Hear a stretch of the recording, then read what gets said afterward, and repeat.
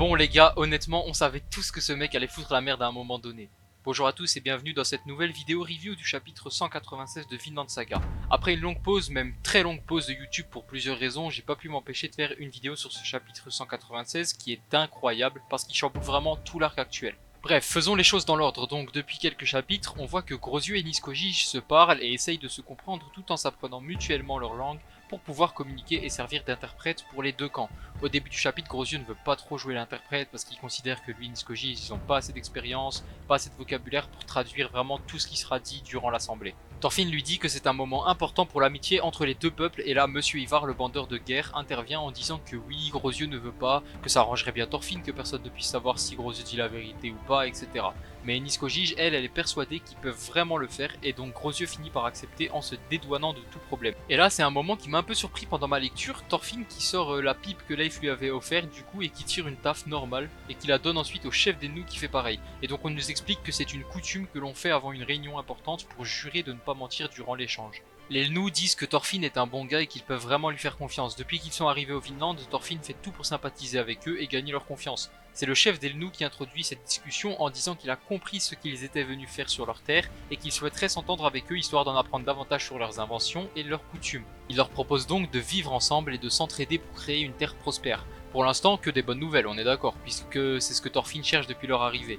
Grosyeux traduit très rapidement ce qui a été dit à son peuple et les Nordiques sont donc rassurés que les Gnous partagent leurs sentiments et veulent aussi s'entendre avec eux. Parce que rappelez-vous que ça fait quelques chapitres quand même que Ivar et son pote essayent de retourner le cerveau d'un peu tout le monde en leur faisant croire que les Gnous sont dangereux et qu'ils ne pouvaient pas leur faire confiance. Malheureusement ces deux-là ils sont toujours pas convaincus, ils ont toujours des soupçons. Et là les gars, on arrive dans le meilleur moment du chapitre. Le chaman s'approche de Thorfinn en disant que lui seul sait à quel point les Nordiques sont des barbares et qu'ils détruiront bientôt les Gnous. Parce que rappelez-vous le rituel qu'il avait fait dans le chapitre 189, il a eu une vision d'une guerre entre son peuple et les Nordiques. Il a vu des armes, des maladies, son peuple mort, sa terre détruite, il n'y avait plus rien. Le chaman pense donc être le seul capable de les arrêter et sort une hache de sa manche pour s'attaquer à Thorfinn puisque c'est lui le chef. Vous connaissez Thorfinn, hein, c'est pas une simple hache qui va lui faire peur vu qu'il s'est déjà battu contre Thorkel qui en maniait deux en même temps, donc bon. Bref, le chaman se rue vers Thorfinn, lève sa hache et là, bam, on voit plus rien. Prochaine planche, on voit la main du chaman et la hache tomber par terre avec plein de sang partout et Thorfinn qui est ultra choqué. Là les gars on sait directement tous ce qui s'est passé, c'est pas comme s'il y avait 1000 possibilités. Il n'y a qu'une seule personne sur cette île assez débile pour faire ça à ce moment là parce qu'il n'a pas pu s'en empêcher. Bien évidemment c'est notre cher bandeur de bagarre Ivar. Bon la planche elle est incroyable on va pas se mentir mais bon il a abusé là hein. Thorfinn aurait pu largement esquiver la hache. Et du coup je voulais savoir qu'est-ce que vous en pensez vous de ce qu'il a fait.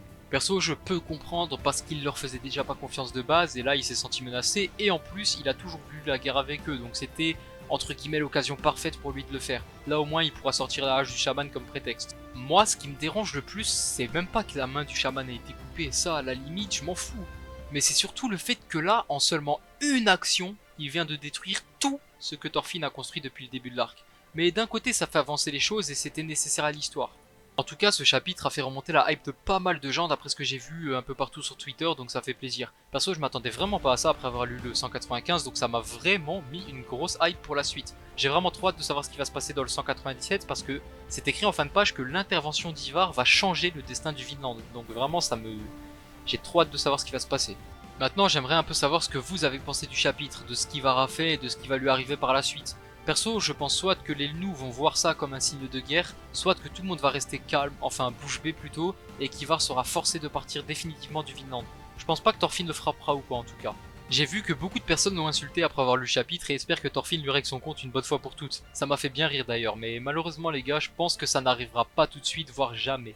Donc moi je vois plutôt soit un vote pour qu'Ivar dégage, soit il n'y a pas de vote et Ivar se fait chasser tout simplement, ou soit c'est la merde et une guerre éclate, mais ça m'étonnerait pour le moment puisque les Nordiques n'ont ramené aucune arme à part l'épée d'Ivar et l'arbalète de Hild. En tout cas, Ivar est clairement l'antagoniste entre guillemets de l'arc, et comme je l'avais dit dans une précédente vidéo, le groupe de Thorfinn ne sont pas les seuls Nordiques. Il y en a d'autres et ils sont pas forcément gentils, ils ne veulent pas forcément la paix. Donc si Ivar est chassé, il pourrait très bien s'allier à ces Nordiques par exemple, devenir leur chef et mener une attaque contre le Vinland. C'est ce que je pense personnellement. Et voilà, cette vidéo touche déjà à sa fin, j'espère qu'elle vous aura plu et que mon retour aussi vous fait plaisir. Si c'est le cas, n'hésitez pas à liker la vidéo, la partager à d'autres fans de Vinland Saga qui me connaissent pas forcément, et surtout les gars, n'oubliez pas de commenter en répondant aux différentes questions que je vous ai posées pendant la vidéo. D'ailleurs pour info, c'est surtout en janvier que je pense être vraiment productif niveau vidéo parce qu'avec la saison 2 qui sortira, j'aurai beaucoup plus de choix au niveau du contenu que je pourrais vous proposer. Sur ce, je vous dis à la prochaine pour une nouvelle vidéo les refs. Ciao.